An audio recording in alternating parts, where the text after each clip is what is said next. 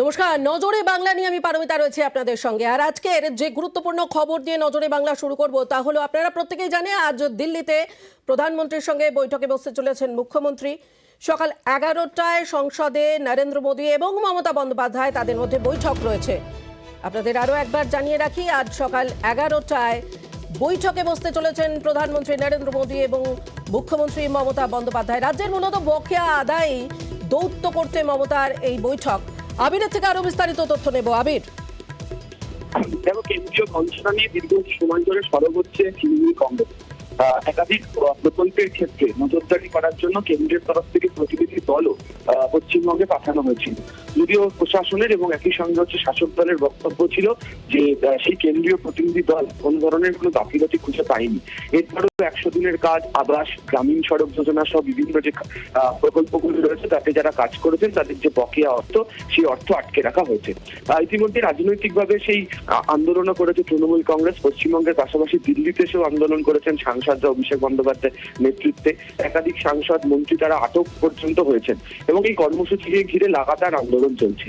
এর পাশাপাশি সমান্তরালভাবে আমরা দেখেছি যে মমতা বন্দ্যোপাধ্যায় প্রধানমন্ত্রীকে একাধিকবার চিঠি দিয়েছেন, মন্ত্রীরা এসে দেখা পর্যন্ত করেছেন বিভিন্ন দপ্তরের মন্ত্রীদের সাথে কেন্দ্রে, তারপরেও অর্থ পাওয়া যায়নি। এই পরিস্থিতিতে দাঁড়িয়ে আজকে সকাল 11টার সময় নতুন পার্লামেন্ট ভবনে প্রধানমন্ত্রীর যে দফতর সেখানে বৈঠক হবে। মমতা বন্দ্যোপাধ্যায়ের সঙ্গে অভিষেক বন্দ্যোপাধ্যায় ছাড়াও আরো 9 জন সাংসদ তারা সেখানে যাবেন। মোট 10 জনের একটি প্রতিনিধি দল, তারা সংসদীয় প্রতিনিধি দল, তারা যাবেন।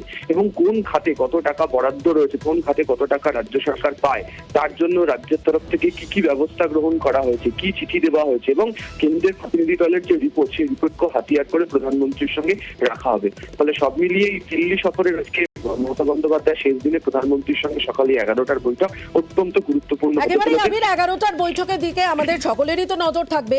এদিকে আমরা জানি যে একদিকে 24-এর ভোট, সেই ভোটে মোদী বিরোধী লড়াইয়ে রণকৌশল, এবং অন্যদিকে রাজ্যের বরাদ্দ আদায়, এই যে দৌত্য, অর্থাৎ এই যে দ্বিমুখী কৌশল, রাজধানীতে দ্বিমুখী কৌশল মমতা বন্দ্যোপাধ্যায়ের, কতটা রাজনৈতিকভাবে তাৎপর্যপূর্ণ গোটা বিষয়টা? দেখো, রাজনৈতিক বিশ্লেষকদের মতে বিজেপির অবস্থা এই মুহূর্তে শাঁখের করাতের মতো। তার কারণ হচ্ছে বঙ্গ বিজেপির বিভিন্ন বক্তব্যকে তৃণমূল কংগ্রেস বিভিন্ন সময় হাতিয়ার করেছে এবং সেখানে বঙ্গ বিজেপির একাধিক নেতৃত্বের বক্তব্য ছিল হচ্ছে যে কেন্দ্রকে তারা বললেই তারা অর্থ দিয়ে দেওয়া হবে, বা কেন্দ্র অর্থ দিচ্ছে না, সেই কারণ হিসেবে তারা দুর্নীতির নানা প্রসঙ্গের কথা তুলে ধরেছিল। যদিও তোমাকে শুরুতে যেটা বলছিলাম, প্রশাসন এবং একই সঙ্গে হচ্ছে শাসক দল রাজ্যের, তাদের তরফ থেকে বিভিন্ন সময় কেন্দ্রীয় প্রতিনিধি দলের রিপোর্ট, কেন্দ্রের যে বিভিন্ন পুরস্কার পাওয়া, বিভিন্ন কেন্দ্রের যে রিপোর্ট, তাকে হাতিয়ার করে তারা এগোচ্ছিল। আজকে প্রধানমন্ত্রীর সঙ্গে বৈঠকের পর, যদি প্রধানমন্ত্রীর সঙ্গে বৈঠকের পর কেন্দ্রের তরফ থেকে যদি রাজ্যকে যে বকেয়া অর্থ, সেই বকেয়া অর্থ যদি ছেড়ে দেওয়া হয়, তাহলে তৃণমূল কংগ্রেসের তরফ থেকে রাজনৈতিকভাবে তারা এটা বলার সুযোগ বা জায়গা পাবে যে তাদের আন্দোলনের জন্যই হচ্ছে কেন্দ্রের তরফ থেকে অর্থ দেওয়া হলো। আর যদি অর্থ না ছাড়া হয় তাহলে হচ্ছে লোকসভা নির্বাচনের আগে গ্রামাঞ্চলের মানুষকে বঞ্চনা করা হচ্ছে।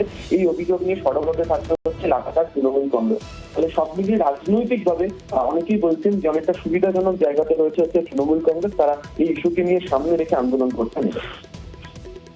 একেবারে আবির, অনেক ধন্যবাদ। অর্থাৎ